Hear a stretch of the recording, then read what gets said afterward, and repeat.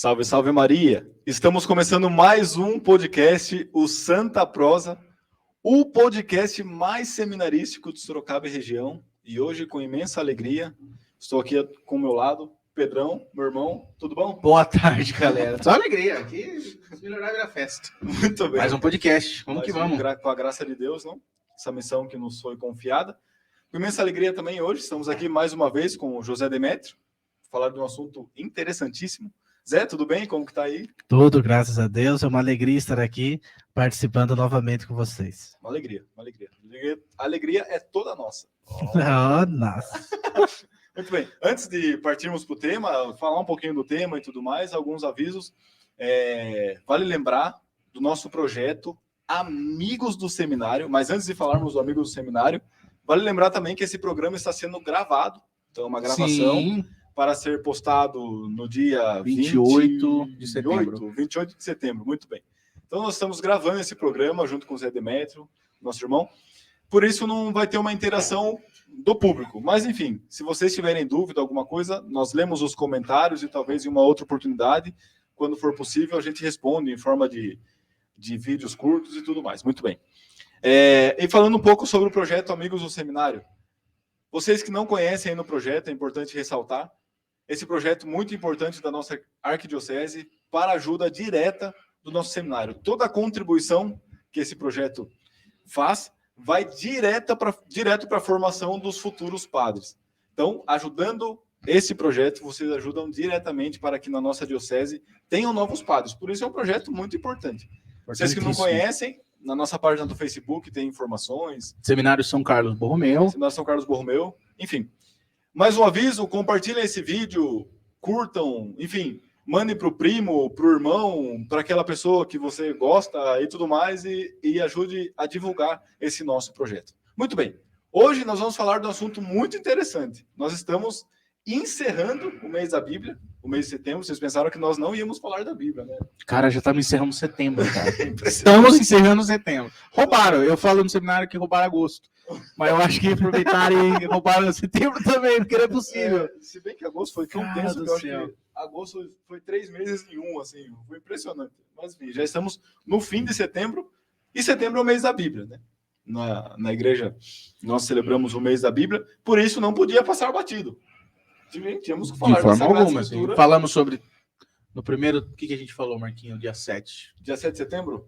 Vamos lá, vamos ver se Ó, vamos de trás para frente, mais fácil. Foi Teologia do Corpo. Hoje, semana passada, os diáconos. Isso, que foi dia 21. Dia 21. Pra gente é muito confuso falar isso, né? E dia 7, Luquinha. Foi o Lucas. Foi o Luquinha, sobre a vida e a espiritualidade. Isso. E os irmãos pensaram que ia passar batido. Ia passar batido. Setembro não íamos falar da Sagrada Escritura, mas graças a Deus nós temos o Zé Demétrio, o irmão que é o especialista. É o exegeta. Sabe aquela pessoa, quando você tem dúvida sobre a Sagrada Escritura, você chega nele, é o Zé Demétrio. Então, a gente tem dúvida de procurar. Onde que acha Efésios? Essa é a dúvida que a gente tem no seminário, galera. Mentira. Nossa dúvida é dúvida bruta. Então, nós vamos falar sobre a Sagrada Escritura. Zé, você poderia dar um panorama, uma definição clássica, o que é Bíblia, o que é Sagrada Escritura, o que é esse negócio, enfim, só para a gente iniciar o assunto e já iniciar no tempo. Por que, talvez, o mês da Bíblia, como funciona? Enfim, trabalha um pouco conosco. Já joguei no seu peito aí. Nossa, viu? Violento o negócio. Vamos lá, então. Primeiro, a Sagrada Escritura, ela possui vários nomes. Sagrada Escritura, livros sagrados, Bíblia, que é o mais comum que a gente ouve. Todos remetem, palavra de Deus, todos remetem a esse mesmo objeto que é a Sagrada Escritura para nós. Utilizamos mais Sagrada Escritura para ficar mais bonito, mais poético, mas também todos estão corretos. Ela vem de uma tradução biblos, em grego, é literalmente biblioteca, conjunto de livros ou livro. Então, por isso que ela é chamada de Bíblia, porque ela reúne os 46 do Antigo Testamento e os 27 do Novo.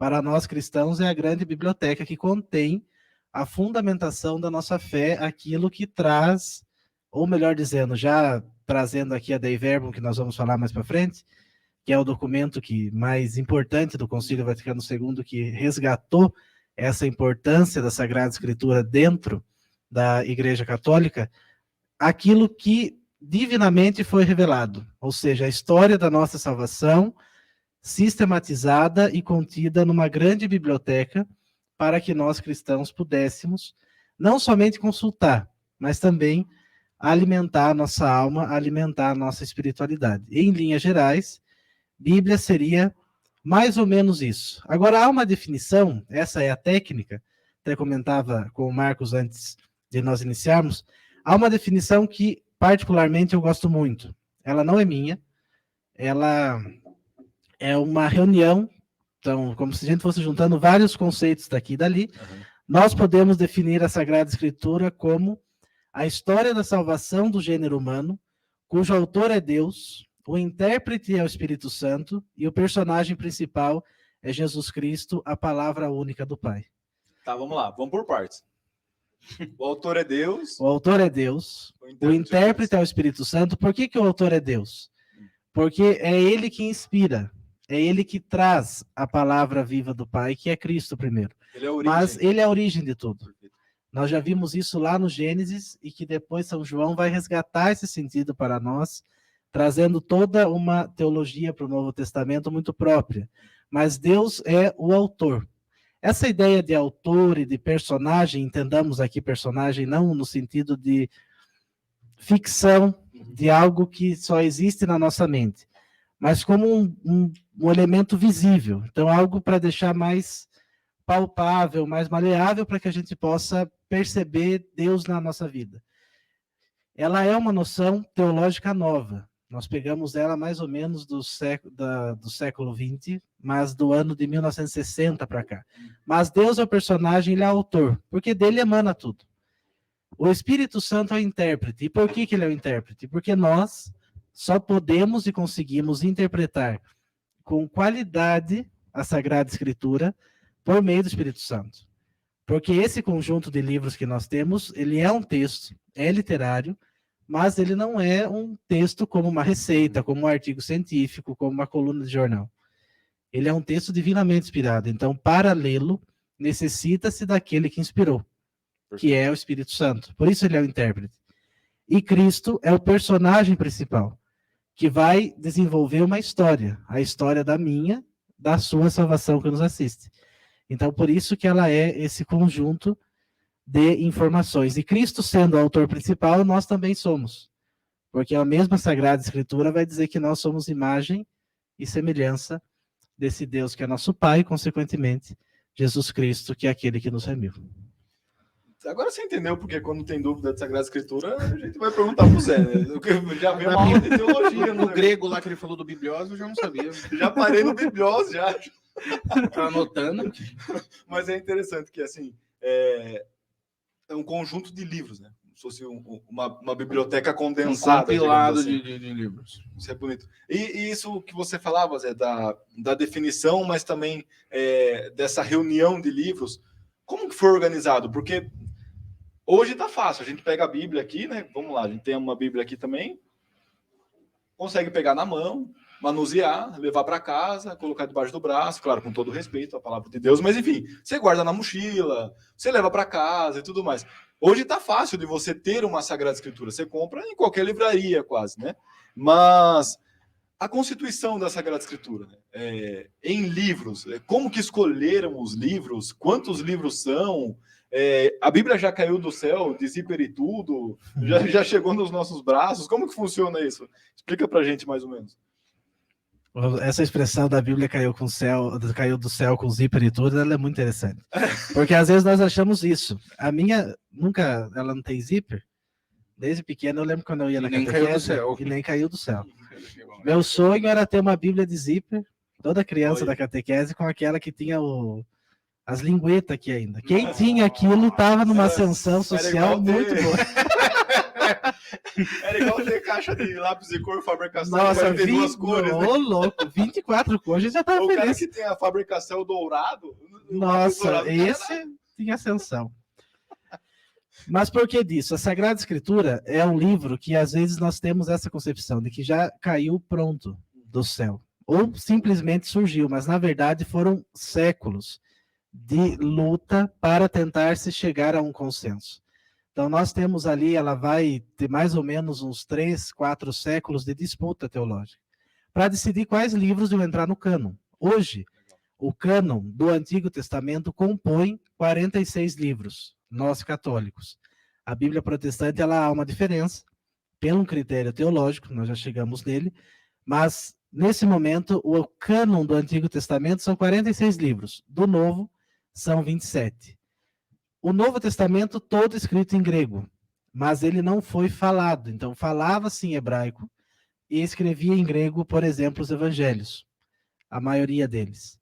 Já o cânon do Antigo Testamento, esses 46 livros, todos os livros são em hebraico, apenas alguns fragmentos, Daniel, por exemplo, é um desses livros que está em grego. Quando houve que toda a questão do protestantismo com Martinho Lutero, todos os livros que não estavam em hebraico, eles foram, em grego, eles foram retirados do Antigo Testamento. Por isso que há essa diferença de 6 livros entre a nossa Bíblia e a Bíblia protestante, porque é o critério judaico que Martinho Lutero acabou aderindo. Mas todo esse processo, o Antigo Testamento, por exemplo, se nós pegarmos o início da escrita até o final daqueles livros que o compõem, teremos mais ou menos um período de 1000 anos para a formação dos livros que lá estão contidos. E é importante ter em mente que não está numa ordem cronológica. Então, às vezes a gente olha, a Gênesis foi o primeiro livro, mas não foi. Se fôssemos colocar numa linhagem cronológica, ele seria quase um dos últimos do Antigo Testamento. Mas ele não foi o primeiro, mas pela sequência teológica que há ali, que é demonstrar uma história da criação, ou melhor, uma história da redenção do gênero humano no Antigo Testamento, a partir de uma criação de um mundo novo. Então, o Antigo Testamento demorou muito tempo. O Novo, por sua vez, foi muito rápido, em menos de um século já estava formado, porque estava ali num processo de formação muito grande. Então, esse tempo, ele há uma diferença considerável. E quando você pergunta, por exemplo, como foi, o Antigo Testamento ele foi mais fácil de ser montado. Então, ele não estava pronto, mas a igreja já tinha uma clareza muito grande daquilo que seriam os livros canônicos. Já o Novo deu problema. O Novo foram 4 séculos de briga e disputa no início da igreja, a ponto de o cânon só ser realmente definido no Concílio de Trento. Trento foi definido, nós estamos ali, acho que menos um pouco, 16, 1500, é o Concílio de Trento. Mas o cânon, ele começou, quando São Jerônimo traduz a Bíblia, não estava definido todos ainda. Tanto que tem livros que São Jerônimo traduziu, do grego para o latim, que não foram porque não estava ali contido ainda. Mas nesse sentido da formação, é importante nós termos em mente o seguinte: hoje nós temos a seguinte forma de trazer uma ideia. Se eu, por exemplo, vou criar uma ideia, alguma coisa, a alma em Santo Tomás de Aquino, por exemplo, criei uma tese e quero publicar. Antes, eu primeiro penso na tese, escrevo a tese, faço o texto, corrijo, reviso, levo para uma editora e ela publica. Naquele tempo, não. Naquele tempo, não se tinha preocupação em ter algo físico. Até porque nós estamos aqui numa época em que São Paulo pregava, São João pregava, São Pedro pregava. Imagine, se eu estivesse lá vendo São João pregando São Pedro, a última coisa que eu ia pensar na vida era escrever. Eu ia querer ficar lá escutando o que eles tinham para falar ao máximo. E até o acesso ao papel era difícil. Sim, era muito difícil. O papel era caríssimo. Para folha, assim, nossa. Não tinha notebook ficar lá, não. Era muito difícil esse acesso. Então, eles primeiro difundiam. Por isso que a tradição oral é o fundamento primário da Sagrada Escritura. Porque eles falavam, eles pregavam e eles difundiam. Daí chegou um momento que essas comunidades foram se formando. Por exemplo, a comunidade joanina, aqueles que eram discípulos de João. Como nós temos hoje, pequenas comunidades.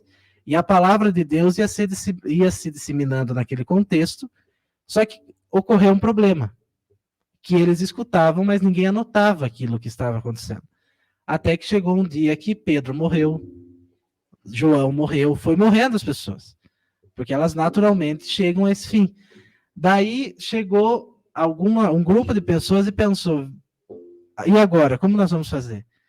Então surgiu um grupo de pessoas chamados presbíteroi, que presbítero em grego é ancião. Por isso que os nossos padres são chamados de presbíteros. E eles começaram a pregar e, ao mesmo tempo, uma pessoa escrevia. E aí surge o escriba. Depois disso, tinha vários, como se fossem os nossos post-its de hoje em dia. Então, são vários fragmentos da Sagrada Escritura. Agora, imaginemos várias folhas aqui, como que nós vamos reunir isso? E aí surgiu o redator. O redator que reuniu tudo e formou a espécie de um livro.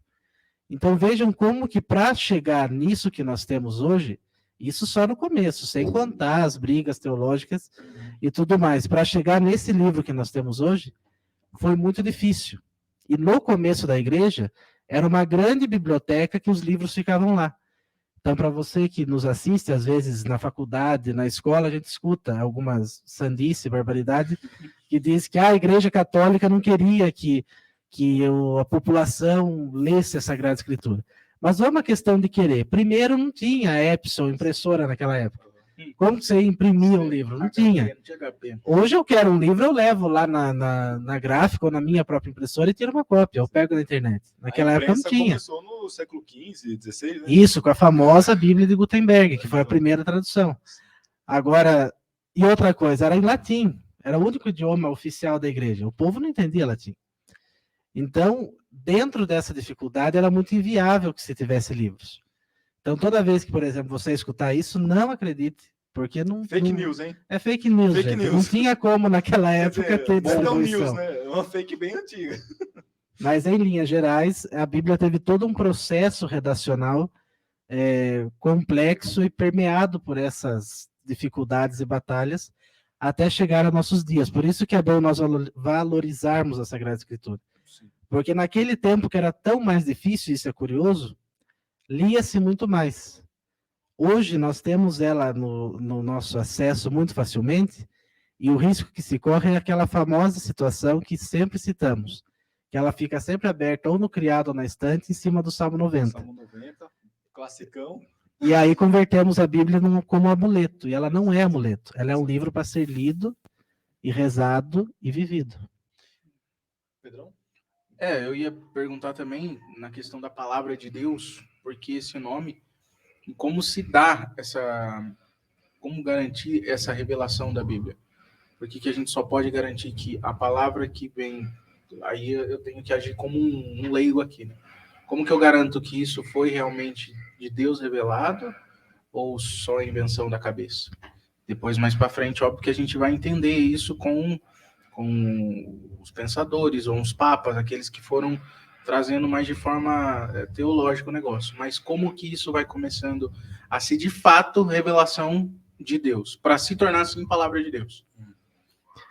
Isso é muito importante, porque é o selo. Eu sempre costumo dizer, quando eu dou aula lá no CAP, que a inspiração da Sagrada Escritura é o selo, é a chancela de Deus dizendo que aquele texto é sagrado. Então, a igreja tem alguns critérios. Nós podemos dizer que temos os principais, que é a inspiração, a verdade, que conduz à canonicidade, ou seja, a inspiração da Bíblia. Primeiro ponto. Como que ela é inspirada por Deus? Vinda de um dos apóstolos, a adesão, legal, e que se mantenha o que nós chamamos de sentidos plenior, que é o pleno sentido. É a visão de conjunto, é aquilo que nas aulas de teologia o padre João Alamp fala, que é ler a Bíblia como conjunto. Nós temos, e isso é interessante, o Novo Testamento, por exemplo, são 27 livros de natureza distinta, inclusive os sinóticos. Mas ele tem um texto base, mas há diferenças entre eles. Mas como ver esses 27 livros de uma maneira em conjunto? É o sentidos plenior. E ele caminha junto com a inspiração da Sagrada Escritura. Por exemplo, quando nós tivemos aquele famoso filme do Dan Brown, eu sempre confundo o Dan Brown com o Harmony Brown. E daí, às vezes, eu troco o TCC, eu estava escrevendo esses dias, e coloquei lá, segundo o Dan Brown, falei, Jesus, não vai dar problema, não vai dar certo. Você sempre confunde Dan Brown com o Charlie Brown. Daí dá mais complicação ainda. Mas quando o Dan Brown coloca, por exemplo, toda aquela literatura, aquela ficção acerca de Maria Madalena, aquilo é o relato de um apócrifo. Então, apócrifo é a denominação de todos os livros que não entrou no cânon. Só entraram aqueles que foram divinamente inspirados.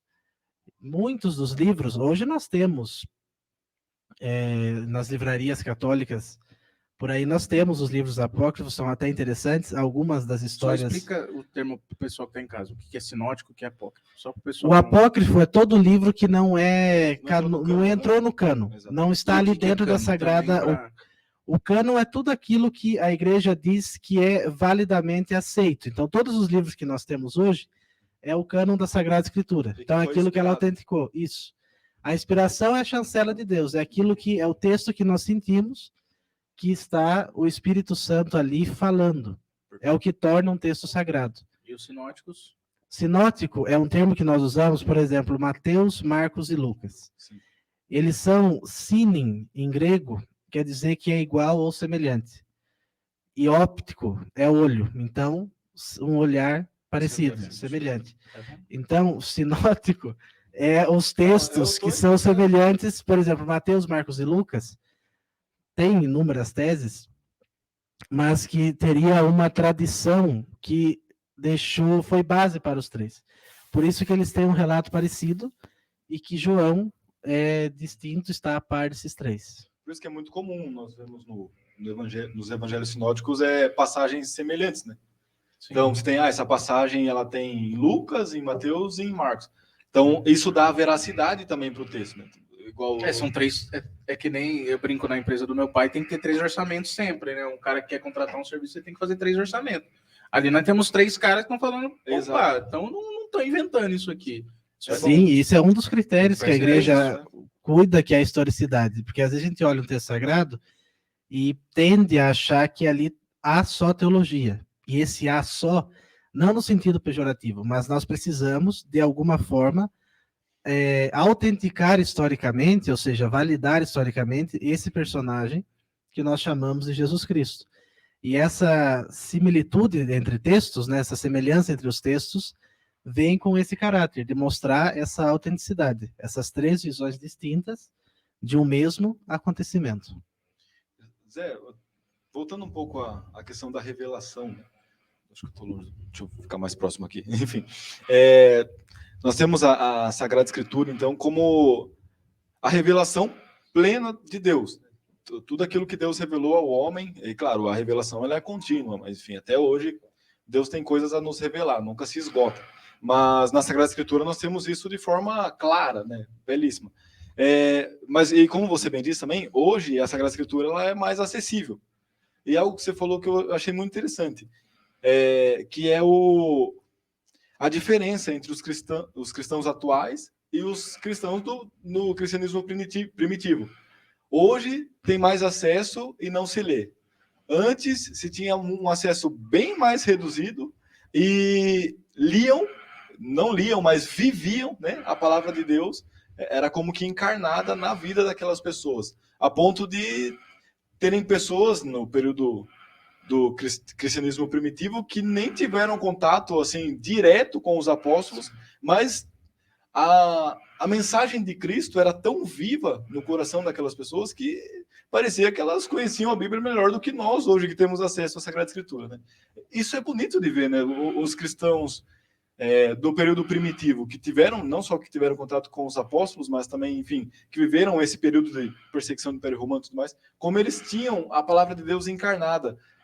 Essa característica, digamos assim, da palavra de Deus que se encarna em uma pessoa específica que é o próprio Cristo. Como nós podemos nos relacionar com isso, né? Através da leitura da Sagrada Escritura, se relacionar com essa pessoa por um livro. Como que acontece essa questão? Não sei se eu consegui me explicar de forma clara aqui, mas enfim. Conseguiu. É interessante isso, Marcos, pelo seguinte. Nós temos ali no começo da igreja, principalmente da era apostólica, algo muito fresco. Eles estão diante daqueles que viveram com esse Cristo. Eles estão diante do Verbo que se fez carne e habitou entre nós. Nós vamos ver esse versículo propriamente mais adiante, mas veja bem, a nossa relação com a palavra de Deus, ela deve ser o primeiro elemento da nossa espiritualidade como um todo. Hoje em dia pergunta-se muito sobre espiritualidade, como rezar, como se dar a minha vida de oração. Mas nós temos um brilhante instrumento que é a Bíblia. Primeiro, a sacralidade dela. Essa mesma Bíblia, ela é a mesma palavra de Cristo, ou melhor, a mesma palavra que foi o Cristo que se encarnou. Tanto que dos objetos litúrgicos, o único que não se abençoa é a Sagrada Escritura. Às vezes a gente está na vida pastoral e aparece um paroquiano e pergunta, padre, tem como abençoar isso daqui? Ou você leva para o padre abençoar? E Bíblia não se abençoa, porque ela já é a própria bênção, o próprio canal da bênção. E o bonito da Sagrada Escritura, e dentro desse elemento de relação, é que todas as vezes que nós lemos um texto, nós estamos entrando em contato com uma pessoa, que é Jesus Cristo. E eu sempre costumo dizer, às vezes nós temos dificuldade com... Nós vamos falar da Lectio Divina daqui a pouco, eu quero começar a fazer. Mas por qual texto? Qual eu começo? E uma vez um padre me disse, o nosso pároco, que se a igreja colocou um texto para aquele dia, leia, porque a resposta da sua pergunta está ali. Então, se você hoje, que é quarta-feira, sim, lembra? Ele falou assim, se você tem um problema para resolver, você antes de dormir, você pega, pensa no problema e vai dormir. No outro dia, na leitura que a igreja separou para aquele dia, o seu problema vai estar ali, escrito. Caraca. E a resposta está ali. E façam essa experiência. Claro, não é algo mágico, mas exige um esforço. Nós vamos ver isso daqui a pouco. Uma intimidade. Uma intimidade. Não é, assim, não é horóscopo, que a gente não está Sim. fazendo horóscopo com a Bíblia, né? Pelo amor de Deus. Vamos ver se amanhã encontra o amor da minha vida. Pronto. Aí tá lá. E abre Sai tá com lá. a camiseta amarela Porque ela é um canal de intimidade. Então, quando você faz isso, a igreja separou. A liturgia diária que nós temos durante a semana, nós temos ali um composto bíblico que foi definido pela igreja, pela ação do Espírito Santo. É isso que nós acreditamos. É o que nos faz ser católicos. Então, se a ação do Espírito Santo colocou ali esse Deus que é onisciente e de todas as coisas sabe, é porque alguma resposta nós vamos encontrar ali. Então, é importante ler a Sagrada Escritura como se estivesse perto de uma pessoa. Procurar perceber ali algo que confronte a minha própria vida. Porque quando nós falamos em Sagrada Escritura, é aquilo que São Jerônimo disse. Ignorar as Sagradas Escrituras é ignorar a Cristo. Então, quando nós a lemos e damos atenção a ela, nós também estamos dentro da presença desse Cristo encarnado, morto e ressuscitado para a nossa redenção. Até você falou desse negócio da leitura da missa, né? Desse testemunho que a gente ouviu do padre Wagner. E como que se dá a divisão? Porque aí você falou, quem está em casa vai perceber que assim, nossa, ele falou dos sinóticos. Os sinóticos são os 3 parecidos.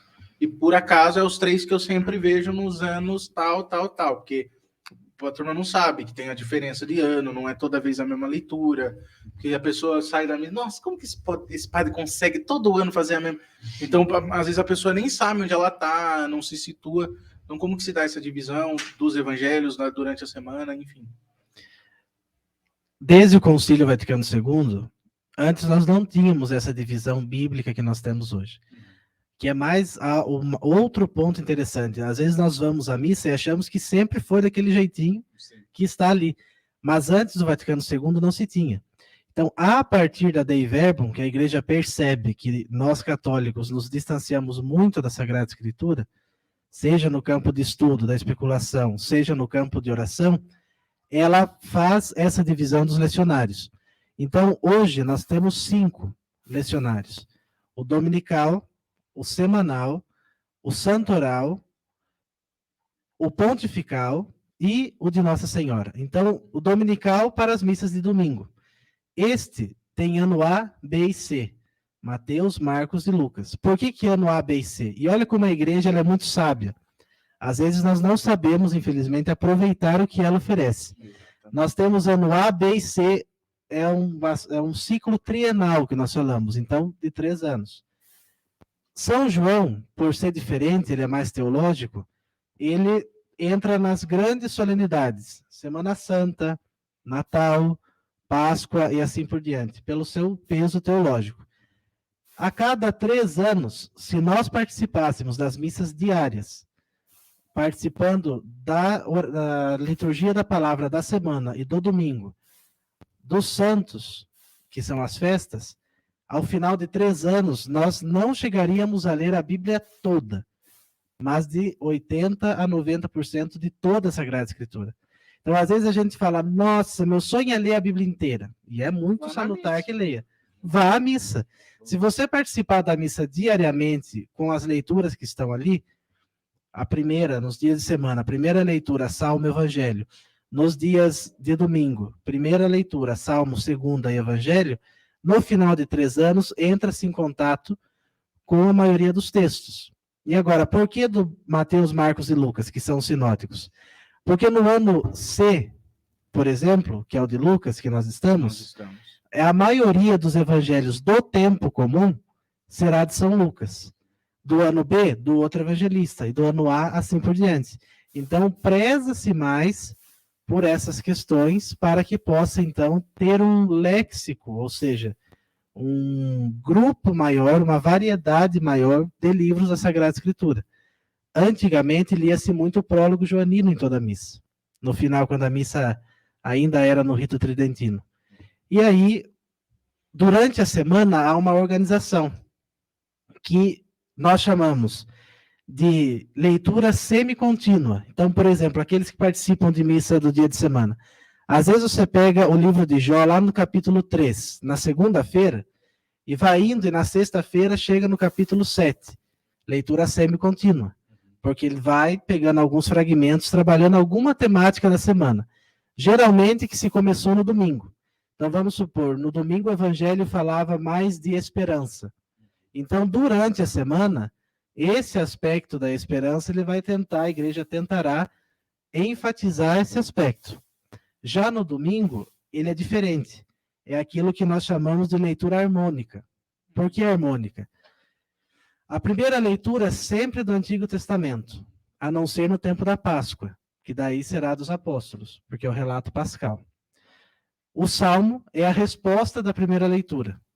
A segunda leitura, ela vem a enfatizar aquilo que a primeira disse no Novo Testamento. E o Evangelho amarra tudo. Então, às vezes, quando a gente vai fazer homilia, tem domingo que não sai. Fica, né, naquele, nossa, nós precisamos mandar ainda, né, toda quinta, fica aquele sofrimento. Se nós quisermos achar o tema central da liturgia, é só olhar o Salmo. Porque o Salmo responde à primeira leitura, que mostra onde está no Novo Testamento, e o Evangelho amarra tudo com Cristo. Então, por isso que é leitura de conjunto, porque ela mostra todo uma unidade, não como fragmento. Então, em um dia só, que é o domingo, você tem essa unidade na liturgia da palavra, digamos assim. Porque durante a semana é um conjunto de 6 dias, de segunda a sábado. Sim, é como se durante a semana nós fragmentássemos um dia em 6. Perfeito. Então fica mais paliativo. E ainda tem a divisão das leituras de ímpar e pares, né? Exatamente. A de dia de semana tem o ano ímpar e o ano par. Também já para deixar isso mais homogêneo. Então, se a gente parasse para pensar 6 anos, se a gente fosse na missa diária durante 6 anos, porque, consequentemente, se um ano A vai ser par, no outro ciclo ele vai ser ímpar. Sim. Hoje nós estamos no ano C, par, certo? Então, provavelmente Então, daqui 3 anos... É que ano ímpar e par é só para durante a semana. Não, exatamente. De final de semana, de domingo, ABC, a separação.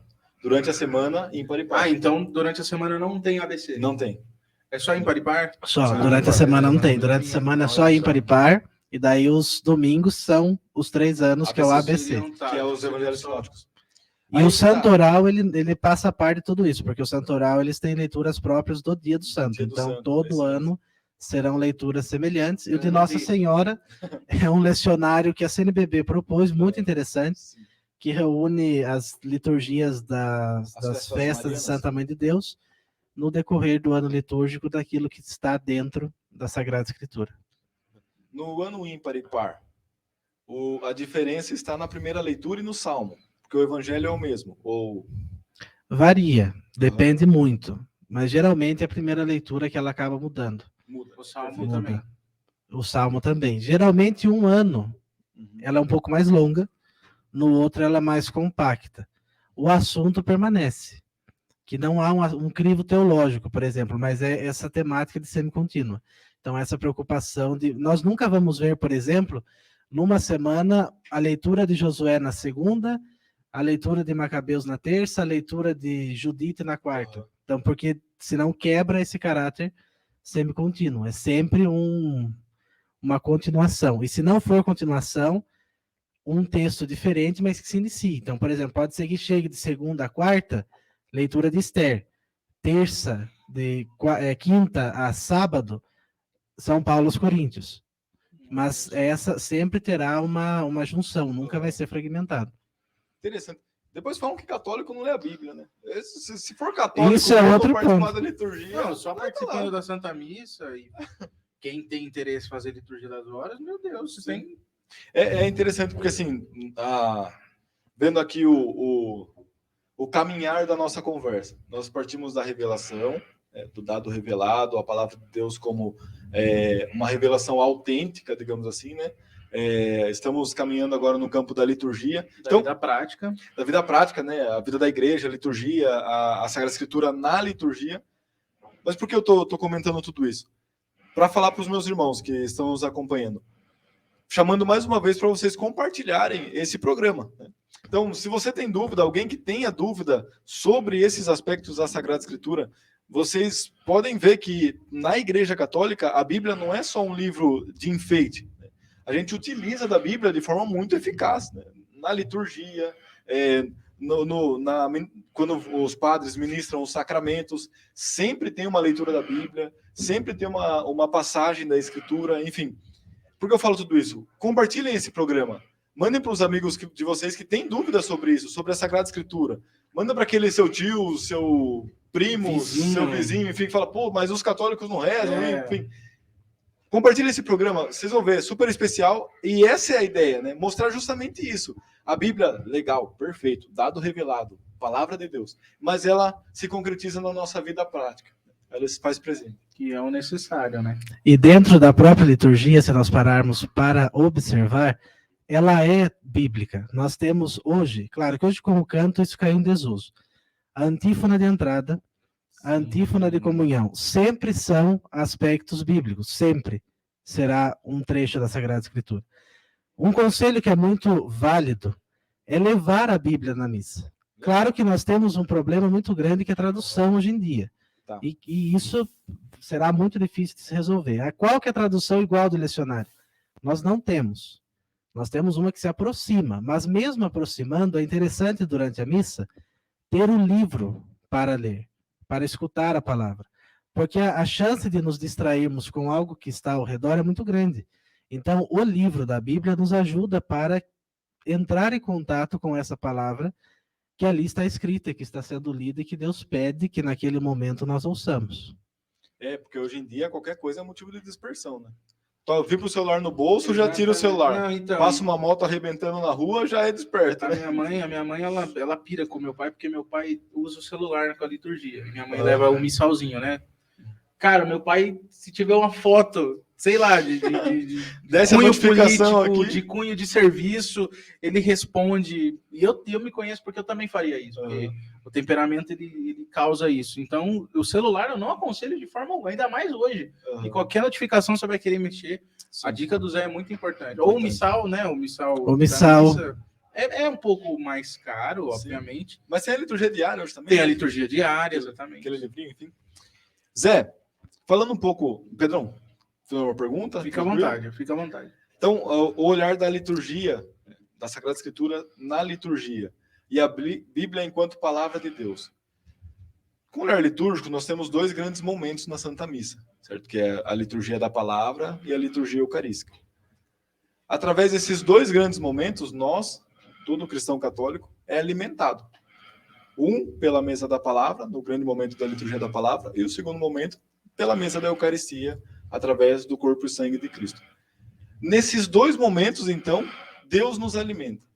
Essa é digamos assim, a verdade litúrgica, né? É aquilo que acontece quando participamos da Santa Missa. Sim. Somos alimentados dessas duas formas, pela liturgia da palavra e a liturgia eucarística. Mas eu queria entender esse aspecto. Como que pela liturgia da palavra nós somos alimentados. Como que Deus nos alimenta pela liturgia da palavra? Enfim, e até, se puder desenvolver um pouco nessa questão da liturgia da palavra, do momento específico, né, da liturgia da palavra, como alimento, como a mesa da palavra, enfim, fica à vontade. Nesse momento, há uma pequena só reverberação externa diante de nós. A rua aqui hoje também é tumultuada. Então, Espero que o marido de ninguém morra, espero que a esposa de ninguém morra. Não, tudo isso é exaltação, porque agora o Zé vai citar a palavra de Deus. Ele abriu a Bíblia. Agora vai abrir, Agora, que não perde o quando abre a mesmo. Bíblia, o cara abre a Bíblia.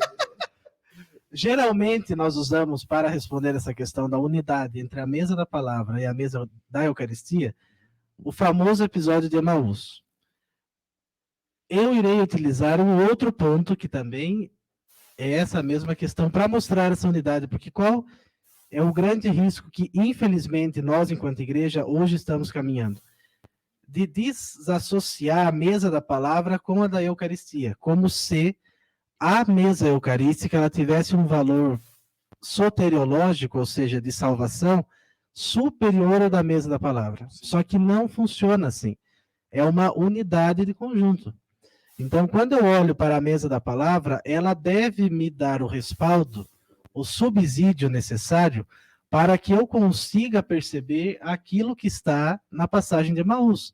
Aquilo que eles não compreendiam antes, mas quando Cristo explica toda a história da salvação, começando pelos profetas, até chegar naquilo que aconteceu em Israel, então eles abrem o olhar e percebem ali a fração do pão. A mesa da palavra tem esse sentido, para que para que tenha essa base no coração humano e que aquela semente eucarística possa ser gerada. Por isso que nós não conseguimos desassociar um do outro. E qual que é o elemento fundante disso? Quando nós vamos lá em São João, por exemplo, e vemos lá no início, primeiro capítulo de São João, no início era a palavra. Em grego, por favor. E agora já vai. Sabia que ia acabar acontecendo isso. No início era a palavra. Em arqué... sabe, é por causa disso. No início era a palavra, ou seja, em arqué e rologos. No começo era a palavra, e a palavra era Deus. Aí, como que fala em inglês? E a palavra estava com Deus. E a palavra era Deus, e ela se fez carne e habitou entre nós. Qual que é o sentido disso? São João, quando lê isso, ele vê o Novo Testamento em Cristo como uma nova criação. A partir do quê? Da ressurreição de Nosso Senhor. Se nós formos lá no Gênesis, está: faça-se a luz, e a luz se fez. Faça-se o firmamento, e o firmamento se fez. Essa palavra que São João fala que era Deus, e que está lá no Gênesis, que é o faça-se, nada mais é do que Cristo. Cristo é a palavra que emana no Gênesis. Essa palavra chega a nós por meio da encarnação do Verbo. Mas é interessante que o Verbo se fez carne e habitou entre nós. Em grego, o sarx egenote ekenosen, o ekenosen, ele armou a sua tenda, ou seja, ele se fez morada entre nós, a partir da filiação divina. Fazendo-se morada, ele eleva essa morada por meio do seu amor a cada um de nós, que é essa cruz que está diante. Quando fala que o Verbo se fez carne, esse em sarx egeneto, o sarx é a palavra, ele se fez imolação. Ele foi imolado por nós. E onde que Cristo foi imolado? Foi imolado na cruz. Então percebam que não há uma dissociação entre a mesa da palavra, que é a escuta, e a mesa da Eucaristia, que é a imolação. O Cristo que é imolado, e é aqui que eu quero chegar, o Cristo que é imolado por meio da comunhão da Eucaristia é o mesmo que foi prefigurado e é o mesmo pela qual todas as coisas foram feitas, que também está no prólogo de São João. Por isso que não tem como nós dissociarmos uma coisa da outra. Nossa, aqui por mim acaba já. Por mim já posso errar o Não, programa. mas a gente tem que ensinar essa turma Não, sim, como que vai rezar com a palavra. Então, é interessante, só antes de a gente passar já para a Lectio Divina, essa questão da não desassociação, né? Porque realmente na Santa Missa, quando participamos da liturgia, nós vemos muitas pessoas que não dão muita atenção para a homilia. O cara não dá chega no muita atenção, ofertório, né? Só chega para... É o tipo que só chega para comer. Né? Não que a Eucaristia seja comida, né? Mas só chega para se alimentar de Jesus, tendo na cabeça que mas não precisa ouvir o evangelho, eu escuto em casa, eu escuto... Não, cara, é jogo junto, tem que fazer valer as duas partes. Exatamente. Mas muito bem. Então, como me aproximar da Sagrada Escritura de forma eficaz para que ela me alimente espiritualmente e também, digamos assim, fora da liturgia, né? Por exemplo, no quarto de casa, eu poder ler a Sagrada Escritura e lá no quarto da minha casa eu ser alimentado por essa palavra, ser saciado por essa palavra. Tem um método? Como funciona essa questão? Enfim, mais uma vez, exaltações. Exaltações. Aqui, a palavra será... Sabemos que o inimigo não está contente conosco. De fato. Veja bem, nós temos um método chamado o famoso Lexio Divina, leitura orante da Bíblia. Tá. Livros, bibliografias sobre, temos várias, inclusive temos uma muito boa, que é o do Padre Isaac. Ele é muito completo. Vale muito a pena ler. Vale. Padre da nossa diocese, uma riqueza. É um livro, porque ali ele traz sutilezas no texto. Mas por que surgiu esse método? Sabendo por que surgiu, nos ajuda a entender como rezá-lo. Na Idade Média, nós vimos há alguns minutos atrás que não existia além, ou melhor, até Gutenberg, que foi a primeira Bíblia impressa, e que era protestante, diga-se de passagem, mas foi a primeira Bíblia. Ela pega... E nós precisamos ter a Bíblia no coração, reter a palavra no coração. Então, dentro da liturgia das horas, como que a igreja pensou? Lê-se um versículo de manhã, a vida monástica, ele medita essa vida, essa palavra, durante todo o dia, para que no final do dia dê uma resposta autêntica em forma de oração. Então, o que é a Lexio Divina? É esse processo mais condensado. Então, a Lexio Divina, ela tem 3 ou 4 passos. O primeiro é a Lexio, a leitura. Lexio é leitura em latim. Então, é a leitura, eu leio o texto. Qual texto? Só lê o texto, mas aquela leitura de verdade. Então, o que é uma leitura de verdade? Eu pego, por exemplo, o prólogo de São João aqui e delimito o texto. É João capítulo 1, do versículo do 1 ao 5. Beleza, do 1 ao 5. Eu pego e leio aquilo, mas eu leio com atenção. Não como se fosse um texto cursivo, ou se fosse um texto de qualquer natureza. Porque é o texto bíblico, ele é um texto da qual a natureza divina está inspirada. Então eu procuro elementos ali que afetem a minha vida. O que aquilo está dizendo? Mas primeiro é leitura. E leitura não é só uma vez, mas são vários pontos e até com repetições. Primeiro eu leio, é a Lexio. Geralmente, hoje nós temos dificuldade com o tempo. Uma Lexio Divina dá para se fazer com 15 minutos diários, ou até 20. Menos do que isso eu não aconselho, porque fica mais complicado da gente perceber o que está ali no texto.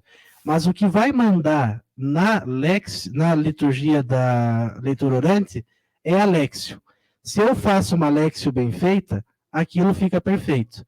Depois da Lexio, eu tenho a Meditatio. Aí eu medito o texto. Na Meditatio, que é a meditação, aí eu vou refletir aquele texto. O que aquele texto está dizendo para mim? Igual o Padre Isaac sempre fala, pergunte para a Bíblia que ela responde. Exato. É a hora de eu perguntar para a Bíblia o que está acontecendo ali, como aquilo me afeta. E aí entra aquela ideia que nós falamos, que a resposta que eu estou procurando está no texto que a igreja pede. Eu sempre aconselho aqueles que querem fazer a Lexio Divina a ler o Evangelho do dia. O Evangelho do dia é um importante mecanismo. Então, eu li bem, eu consigo meditar bem. Aqui dá para deixar uns 5 minutos cada, ou 7 minutos os dois. Depois disso, eu faço... Aqui nós podemos fazer 2 passos em um, que é a orácio, a oração, a contemplácio, que é a contemplação. Eu posso juntar a orácio e a contemplácio num único ponto, e aí fazer o terceiro. Então, na oração e contemplação, eu respondo a Deus aquilo que a palavra dele me contestou. Eu rezo, eu falo com ele. E um diálogo. E a contemplação é aquele momento em que eu fico somente em silêncio diante de Deus. Porque às vezes nós vamos rezar e nós não conseguimos dizer nada. Sim. E há uma cobrança, porque eu tenho que dizer alguma coisa, eu tenho que falar alguma coisa. Ainda mais no nosso caso, como seminaristas. Sim, e não tem. Às vezes a Não, contemplação isso é é assim. Ela é o momento entre você e Deus. Então, oração, leitura. Vamos lá, passo por passo. Lá, ó, pega a caneta, o caderno, anota aí. Ai, anote. Anote. Tome nota. Tome nota. Leitura. Leitura. Lê bem o texto. Tem que ler. Lê em voz bem. alta. Presta atenção. Melhor Lê o texto. Meditação. Medita-se o texto. Quanto tempo de leitura você tinha falado? Uns 15 minutos? Tudo 15. Tudo 15? Tudo 15. Ao todo, Ou tudo em 15. todo 15 15. minutos você vai Tá. fazer uma Porque essência. senão nós E não você- temos tempo. Você aconselharia o quê? Um capítulo por dia? E tipo assim, o que eu vou ler? Ou, Antes de você dar essa- Eu aconselho que pegue o texto, por exemplo, do Evangelho do Dia. Você Evangelho pega do ali dia. e medita. Excelente. Então você vai ler o Evangelho do Dia ali, ó. Geralmente o padre na missa ele lê em 5 minutos. Você medita em o quê? Em mais uns 3, 4 minutos? Então vamos lá, meditação. Leitura, uns 3 minutos dá para ler bem, ou 5. Deu uns 5 minutos de leitura, uns 5 de meditação. Perfeito. Sobrou 5. 5 ou 10 para oração e contemplação. Se você tem uma intimidade, não se você tem uma intimidade maior, mas se aquele assunto que você está demanda mais tempo, 10 minutos. Isso Se demanda menos, 5. Isso é interessante, Zé, porque assim, a maior desculpa é não tenho tempo. Essa é a desculpa clássica. Né? Você vai aconselhar alguém, um amigo, irmão, você fala, mas não tenho tempo para ler a Bíblia. Você tem. 15 minutos, cara. 15 minutos é pouquíssimo tempo. E vocês vão ver como, olhando ainda por esse aspecto da Bíblia, da palavra de Deus, como um alimento. Quando nós nos alimentamos, nós percebemos a necessidade, né, do nosso corpo de ter alimento. Então, a gente não se alimenta e fica 3 dias sem se alimentar. Não, a gente tem que se alimentar todo dia. Então, a palavra de Deus como esse alimento diário. E aí vocês vão ver que 15 minutos vai ser pouco. Porque o momento da contemplação, da meditação, enfim, do diálogo, né, como você disse, dessa conversa, do diálogo, por ser um diálogo entre amigos, com pessoas que se amam, Deus e eu, essa conversa em 15 minutos é pouca. Porque quanto mais nós estamos com os nossos amigos, mais nós buscamos, mais nós queremos passar o tempo, enfim, e dedicar a vida toda. Então, vale a pena, gente. Comecem com um pouco, né? Um pouco, de forma tranquila e tudo mais. Não, 15 minutos, enfim, e assim você vai estar fazendo coisas extraordinárias, né? O pouco, ele, quando muito bem feito, leva a grandes coisas, né? É aquela brilhante frase do Leandro Carnal, né? Que não é que não temos tempo, a falta de interesse. Porque para quem, e a outra reflexão que ele mesmo coloca, para quem quer, segunda-feira vira sábado. Se você quer, por exemplo, isso para qualquer coisa nessa vida. Se você quer muito fazer alguma coisa, sair com alguém, conversar com alguém, ou estar com alguém, ou seja, para estar sozinho, segunda-feira vira sábado. Você faz acontecer. Então, se você não faz, é porque há falta de interesse. Agora, a questão é o seguinte, o porquê que eu não quero? Igual se eu preciso rezar e com a Sagrada Escritura ou qualquer outra forma de oração, por que eu não estou conseguindo? Porque se há algo próprio, ou seja, subjetivo, que eu não consiga, algo que me prende, se eu não estou bem. Tem que preparar um ambiente, né? Sim. Tem um ambiente de oração mesmo, porque é um momento de oração, enfim. Não vai rezar na cozinha, né? Eu junto com... cozinhando arroz e vou... vou fazer minha Lexio Divina aqui, vai no meio de um parque com um monte de gente conversando. Não tem como, é complicado.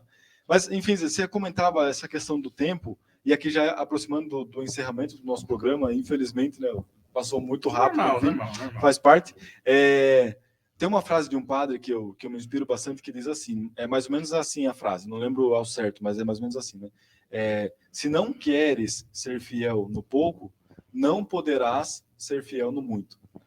É interessante, o queres e pode. Então, no pouco é questão de querer. E se eu quero, eu faço. Quando for exigido algo grande, que é o muito, não vai ser mais questão de querer. Vai ser questão de pode ou não pode. Porque aí vai estar relacionado com as minhas capacidades, com a minha potencialidade. Então, é no pouco, com a minha vontade. Eu quero ser fiel aqui, nos meus 15 minutos diários, que quando for exigido algo maior, eu vou poder fazer. Enfim, essa questão é muito interessante e me ajuda a meditar muito. De fato. De fato. Pedrão, considerações finais? Fala alguma coisa? Cara, acho que para mim foi muito bom, porque eu tenho muita dificuldade com a leitura. Muita dificuldade com a leitura, com o Alexio, muita. E É uma lição para nós. É aquilo que você fala. Por que eu não quero? Por que eu nem me permito viver isso? Então, às vezes, eu sento ali para montar uma homilia, cara, semanal. Poxa vida, às vezes até um martírio para mim, porque aquela coisa de tem que ir lá ali. Então, óbvio, é um puxão de orelha muito grande para nós, para você também, que nos escuta, porque ser cristão não é só ir na missa. Também tem que ser a própria missão da missa é essa, a gente ser lançado também, ser alimentados por isso e ser lançado. Mas a gente também precisa buscar em casa. Porque muitas vezes a pessoa só fica dependendo do padre. O padre vai falar, ele vai falar. Então a gente também, que estamos ainda no pré do pré, né? No seminário. E os leigos nossos precisam sim estudar. E agradecer mais uma vez ao Zé Demétrio pela participação dele. Lembrando que temos resposta sinodal. Não, sim, claro. Considerações finais, uma questão que eu queria colocar, enfim, fica à vontade. Leiam a Bíblia. Mas, enfim, a Sagrada Escritura é aquilo que eu já disse na última vez que eu estive aqui, e não é eu quem diz, é Ratzinger. A Sagrada Escritura é a essência de toda a teologia. Nem sei quem é, mas não gostei. Então, veja bem, nós temos um movimento hoje de tentar interpretar os fatos da vida e tentar entendê-los. Se nós pegarmos a Bíblia, ela irá nos ajudar. Nós estamos com o importante instrumento de encontrar a verdade. Hoje tem muito disso, encontrar a verdade de nós mesmos. Sentido de vida. Isso daqui não é um livro de autoajuda. E não tem essa função. Porque o livro de autoajuda, ele nos dá uma solução momentânea. Aqui está a solução eterna. Por que está a solução eterna? Porque a nossa natureza, nós somos para o alto, nós não somos daqui. Se a nossa natureza não é daqui, então tudo aquilo que nós alimentarmos, por melhor que seja, a mais refinada literatura desse mundo, a mais perfeita poesia, não vai saciar aquilo que a nossa alma necessita. Então, se você necessita, todos nós necessitamos, na verdade, leia a Sagrada Escritura. O Pedro comentou da dificuldade com o texto. Se eu tenho dificuldade com um texto muito longo, delimito um texto de 2 versículos. Mas Deus pode? Deus pode. A mula de Balaão falou no Antigo Testamento. Você acha que não pode falar com um versículo para você? Ele pode. E quando ele fala, por exemplo, e encerro esse adendo com isso, quando ele fala, retirareis de vós um coração de pedra e colocarei um coração de carne, é para isso. Então, o instrumento para fazer essa retirada é a leitura da Sagrada Escritura, mas não tenha em mente que é algo mágico. Espiritualidade não é algo mágico. Teologia não é algo mágico, é algo penoso. É algo que eu necessito de uma disciplina, eu tenho que ler, eu tenho que pegar. E outra coisa que é importante para a Lexio Divina, estudar o texto. Não tente ler a Sagrada Escritura não precisa pegar e ficar assim, fissurado lendo. Novo exegeta, mas o básico precisa, porque senão nós estamos diante de um texto que há uma distância de 2 a 4 mil anos de nós. Então nós precisamos fazer essa atualização. Mas procurar aquilo que nos preenche, onde realmente está, que é na Sagrada Escritura, e é lógico, na Sagrada Eucaristia. Perfeito. A frase de Ratzinger de novo, só para... A Sagrada Escritura é a essência de toda a teologia. Perfeito. Excelente. Por mim, muito Esse obrigado. Podia ter sido o tema do Exatamente. Só os agradecimentos finais e aí a gente parte para o Resposta Sinodal e encerramos o programa. Beleza? Então, lembrando, galera, esse programa então foi gravado. A gente agradece a compreensão. Se você tiver alguma pergunta... Isso, deixa as perguntas nos comentários aí, a gente dá um jeito de responder. No direct do Instagram também, do Santa Prosa. Sigam o Santa Prosa no Instagram, sigam o nosso canal no YouTube do Seminário, sigam o canal da Rádio Ave Maria. Um grande abraço para o Valdinei. Muito obrigado, meu irmão, pela disponibilidade, pelo carinho que tem conosco. Compartilhem esse vídeo com os seus amigos, enfim. A gente agradece mais uma vez a disponibilidade e presença de vocês. Zé, Deus abençoe imensamente, de verdade. Amém. Você sabe que não enfim, não estou puxando sardinha, nada. Nem precisa. É um carinho muito grande que a gente tem, de verdade. Então, Deus abençoe pela presença. Sempre que podemos contar com você, você se faz presente. Muito obrigado. Igualmente, precisando, só acionar. Tamo junto. Pode deixar que a gente chama. Agora nós vamos então para o Resposta Sinodal. Resposta Momento. sinodal. Capacidade de Inspiradíssimo. síntese é maravilhosa. Então vamos lá, Zé. Tem perguntas que você com certeza já respondeu, mas acho que o contexto de hoje é diferente. Vamos começar com alimento espiritual. Sagrada Escritura. Imagina falar isso ao contrário. Agora eu pego ele. Sagrada Escritura. Sustentáculo da teologia. Espiritualidade. Intimidade com Deus. Missão. Tudo no contexto da Sagrada Escritura. Isso é, com olhar bíblico. Minha atuação nesse mundo. Olha só. Um santo. São Jerônimo. Hoje, São Jerônimo. Ah, São Jerônimo é o mês dele, dedicado a exegeta, padroeiro dos exegetas e daqueles que São estudam a Jerônimo Sagrada mesmo? Escritura. São Jerônimo. Que benção. Pensei que você ia falar São João, pô. Não, É que São João foi no outro, né? São João foi no foi no outro. primeiro, verdade. Tem que, senão dá briga lá no céu. Tem que... Vai olhar um do outro. Toda vez eu sei, cara. De novo, São João. Tá fazendo muita coisa pro cara lá, hein? Vida de oração. Tá tendo? Tá. É importante. Amizade com Deus. Amizade com Deus. A Eucaristia. No olhar da palavra. Sustentáculo da igreja. Uau. Celibato. Uma consagração de amor a Ele. Para finalizar, a família. O sinal visível de Deus nesse mundo. Nós estivemos aqui com José Demetrio. Estivemos reunidos, por nós seremos unidos. Zé, muito obrigado, Deus abençoe. Obrigado pelas riquezas das palavras, por partilhar sua sabedoria conosco. Uma grande alegria, de fato. Pedrão, tamo junto? Tamo junto. Mais É uma nóis. vez. É nóis. Fechamos setembro. Setembro já era, graças a Obrigado. Deus. Se Deus quiser, mês que vem, mês das missões. Mês que vem vai ter estamos programando um cronograma bacana. Temos pro um mês que convidado vem. muito bacana, inclusive, Sim. se Então- Deus quiser. Verdade. Gente, muito obrigado por nos acompanhar. Esse foi mais um Santa Prosa para vocês. Compartilhe o nosso vídeo, curta o nosso vídeo aí. Se inscreva no nosso canal, ative o sininho. Ó, tô muito... Nossa, Tô já muito tá blogueirinho. É o mítico que tá do meu lado. Vai lá, É o Igão do Igão, Pode vai lá, Falar. Igão. Boa. Muito obrigado. Fiquem com Deus. Até a próxima.